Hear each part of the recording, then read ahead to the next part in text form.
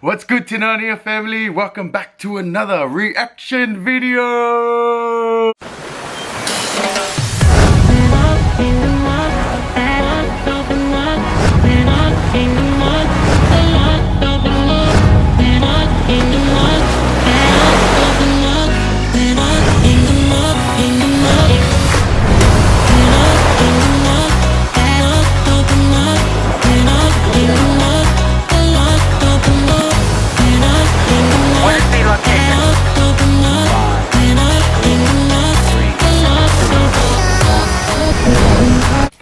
Alright guys, thank you very much for tuning in. If it's your first time tuning into the Tinania family channel, please subscribe down the bottom. Also go ham on the like button and also press the notification button so you can be notified every time we post a video, which is every single day.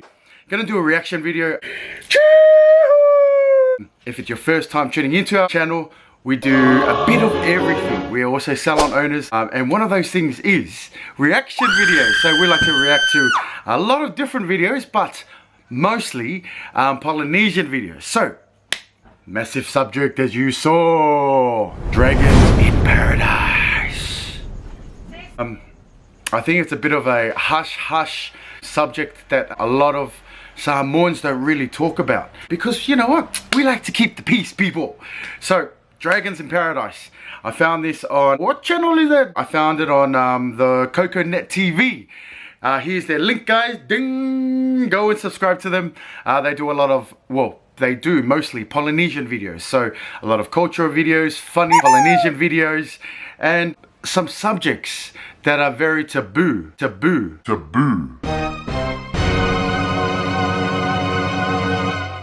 Oh my God!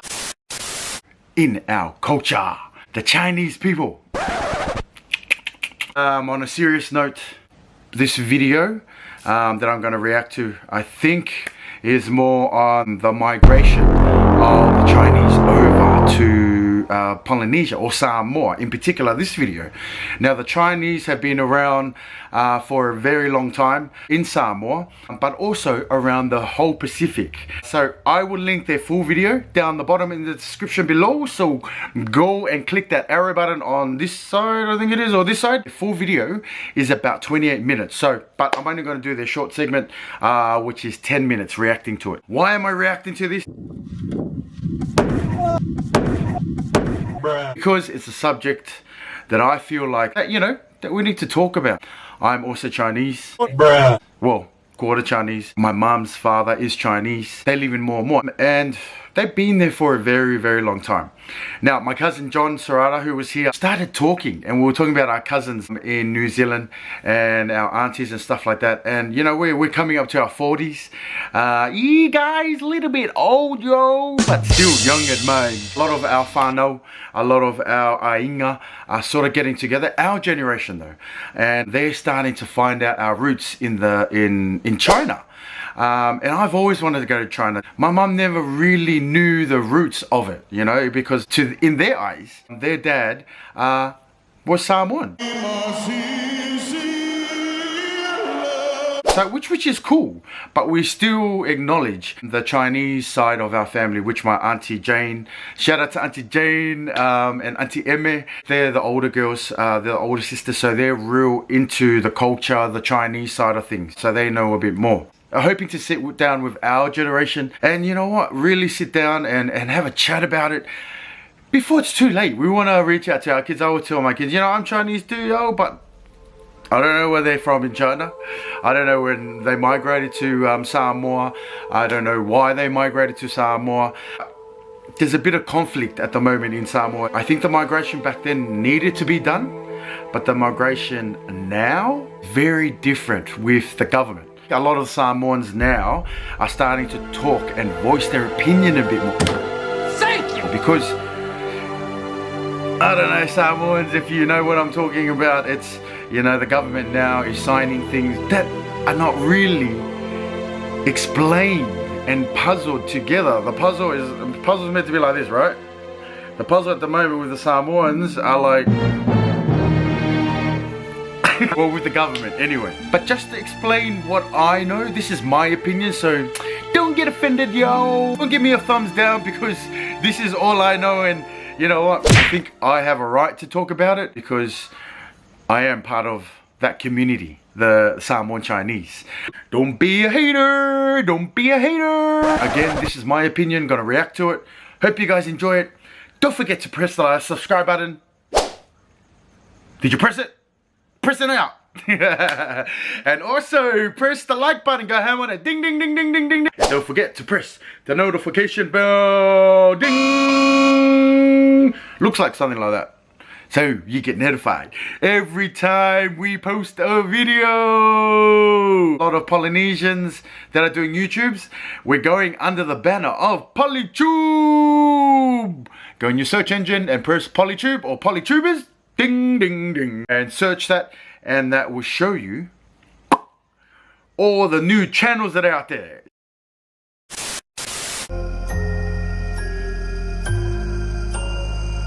So this video is from Coconet TV. Don't forget to subscribe to them. I think it's going to be a really cool video to understand a lot more of our history. Also, I know there's a lot of German Samoans and Chinese Samoans. So, hope you enjoy this video, guys. Dragons in Paradise.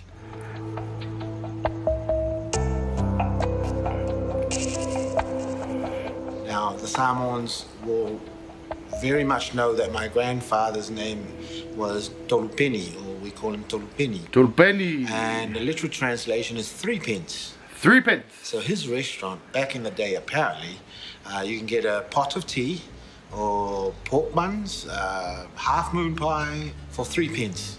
So I guess you... Hey, you know what? He said the half moon pies. I'll put a picture here. The half moon pies, and I'm not sure if German buns or anything like that, but interesting, hey, where our food starts coming from. So, you know, like chop suey, xiao mengi, you know, there's a lot of Asian influence in our food. So, let's start the video again. It was the original $2 shop guy in Samoa. The original $2 shop. If you go...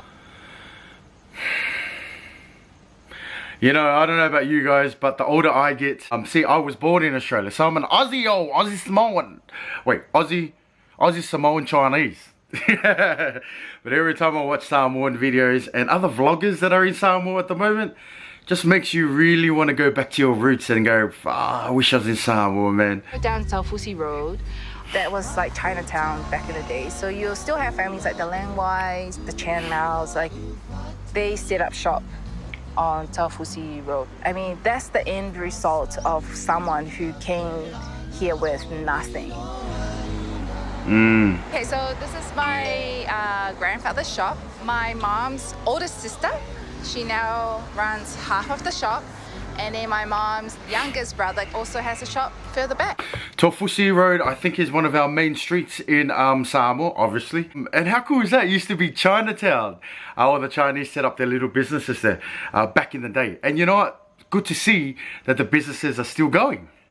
Georgie's Pizza is now Pizza shop. where we used to spend our holidays. That used to be the living room. Yeah. And this is Auntie Moi. It's my mom's oldest sister. So my grandfather built this little empire. My beautiful first cousin, his whole life was dedicated to providing for his Samoan family. Well, in fact, most of them that came back then are very successful families now. Guys like the Alikis, the Akuis, the Cheng Maos. What they used to do back in the day was they used to have this club, and everybody pays a certain amount of money into the club to become a member, or like a la forma, or like, you know. And out of that money, they would buy land for this guy. He starts a business. Now, he's got to pay that loan back into the society, and while the society is still putting money in, then they buy land for this guy.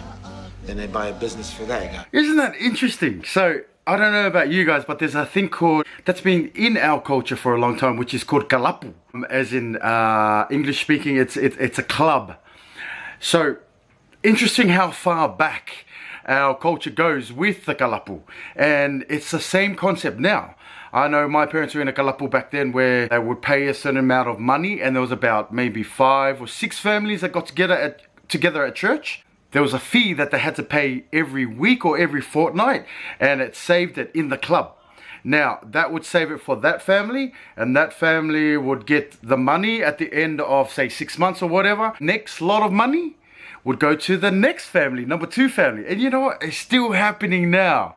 And then all these guys end up with businesses, but they still have to pay into the society. It was a very well organized association back in the day. You know, they just put their head down, bum up, as they say, and just keep saving, and keep working, I think I would attribute the big success family. of the Samoan Chinese to various factors. Firstly, you know, the cultural element. Samoan culture being very inclusive and allowing the Chinese to assimilate, which then gave the opportunity to the Chinese to develop and also to start businesses and to receive that protection from the Samoans. Look at Samoa, guys. Every time this debate comes up about the old Chinese, I would say that they're not really Chinese. They are Samoans. So for me, what we need to be looking at is the new wave of Chinese. The new wave of Chinese, that's what he was saying. That's what he was talking about, is the old wave of Chinese is not what everyone is sort of putting their hands up for and saying, hey, stop it, stop it. What they're talking about is the new wave of Chinese, the Chinese people that are coming in now. Again, my opinion, guys.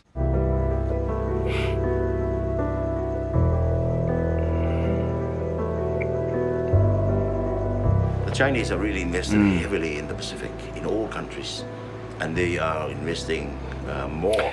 See, what I was saying before is the Chinese is everywhere. There was a documentary on the Fijians. Now, what they're talking about is they don't mind. This is my opinion from what the documentary that I saw on the Australian TV is they don't mind the Chinese coming in. I think what we sort of looked at was there was a loophole that I think they will talk about here in Samoa as well. The biggest thing in Fiji at the moment is they're allowing all these Chinese, they've signed contracts and stuff like that with the expectation of locals to work with them. Now, they've hired Fijians, but also have said to them, they've worked for 1 day, we'll give you a call when we've got a bit of work. Never called. They bring all these other Chinese people, their own people, to build the building. And the money is going back to the Chinese. Chinese nowadays is giving out all this money. But remember, money only lasts for so long, right? In 20 years, they're still there in their building and building another building next to it. 40 years, they're still there. And the Fijians have no more land left. Say, just play the video, talking too much. In the future, and Samoa's always looking for big investors to come here, boost our economy. But we've got to be very careful not with what we want and who we want at the right time. I think we only have to look at Tonga, where they had experienced difficulties with this new wave of Chinese. We got to bear in mind that the new wave of Chinese are very aggressive with their businesses. Right now, it's mainly the retails that is sort of causing a bit of a rift or an uproar by the local businesses, the smaller businesses.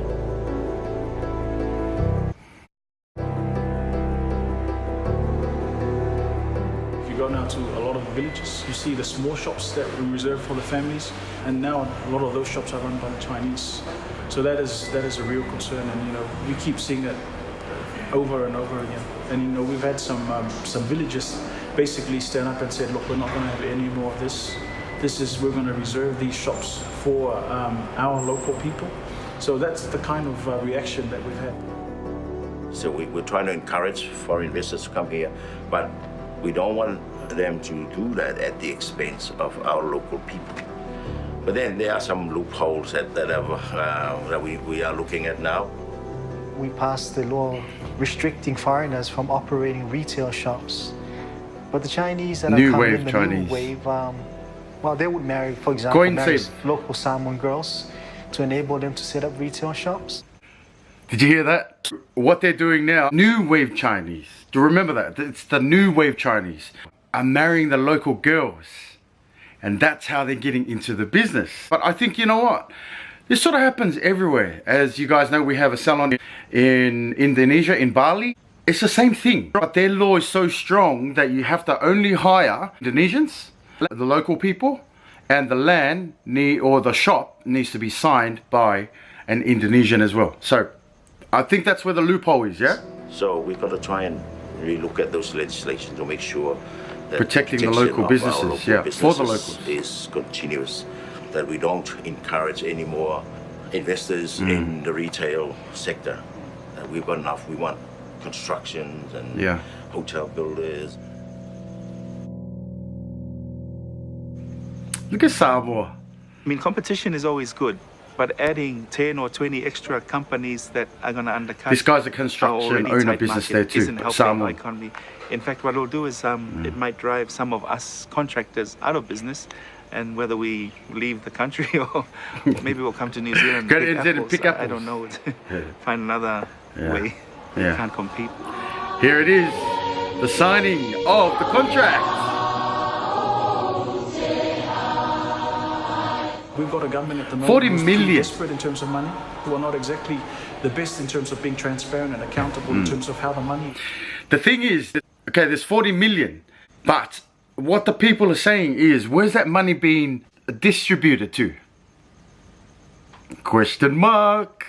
Spent. We need to stop it now. They don't give a hoot as to who they're trampling on or who they're running over. They're just driving for the business. But going back to the old school, there was the harmonious gel.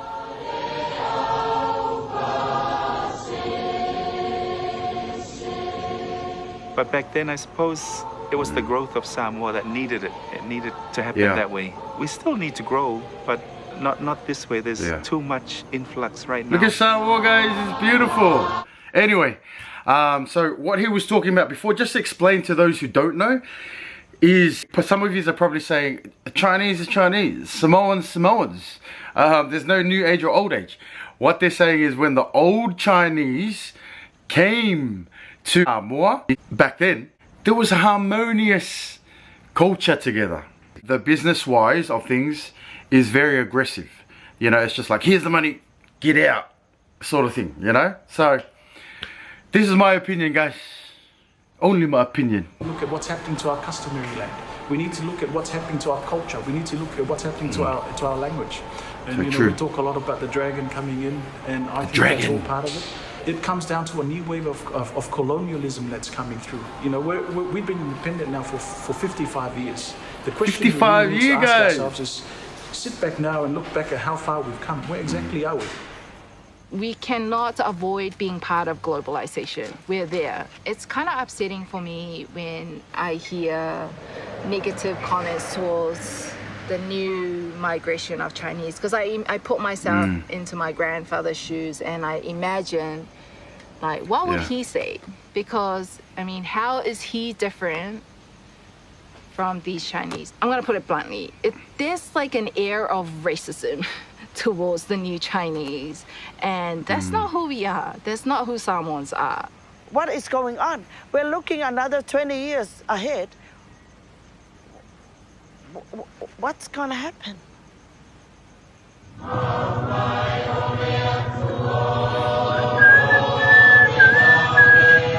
Interesting, eh, guys? I love it. I absolutely love the history of it. And most of all because, you know, we've got our Chinese roots that we're starting to learn a bit more about. Their legacy of what they've left behind for us, our forefathers, our Chinese fathers, they've come in and actually integrated into our Samoan society, into our Samoa, Olanga fa Samoa. We've learned the best out of both worlds, our whāaloalo and our the way that we are in the Samoans, and in the hardworking and I guess the business news of the Chinese. We are a product of being Samoan as well as being Chinese, and I think that's important for us to acknowledge So true. that Samoan Chinese exist within Samoan culture. In the same way that so many people acknowledge advocacy.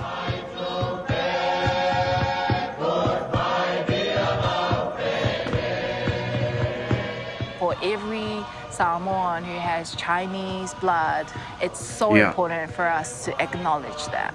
And I think it's even more important for us to start telling this story, start telling this history. It's not going to be... It's so true, you know, and I guess that's what I'm talking about with our cousins, is we really want to know the history of it, whether it's good or bad, because there's good and bad in everything. But at the end of the day, that's where we came from. If it wasn't for our Chinese descendants, I wouldn't be here. My kids wouldn't be here. My mum wouldn't be here. You know, so we're quite grateful for that. But at the end of the day, we have a culture and we should be proud about it. Absolutely proud about it. And when people say to me, where are you from? I'm like, I'm from Samoa and I've got Chinese as well. You know, why not? That's what she's saying. Let's be proud of who we are and pass the story on. Pass the story on. I know there's a lot of sad things that happen and negative things, but there's also been some amazing, blessed stories where they come from. And I think that struggle and part of that negative side is part of the journey, part of our family's journey. Anyway, shh, brah, talking too much. Who are all the Chinese workers? It's time for us to celebrate it. So true. Because it's amazing. I mean, it's Chinese Samoans come together and it's like fireworks. Yeah. Galofai, eh?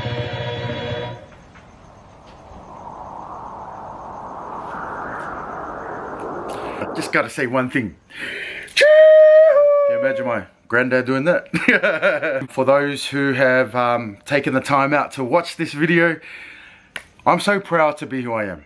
No matter if you're Chinese, Samoan, Samoan German, Samoan, full Samoan Fijian, doesn't matter.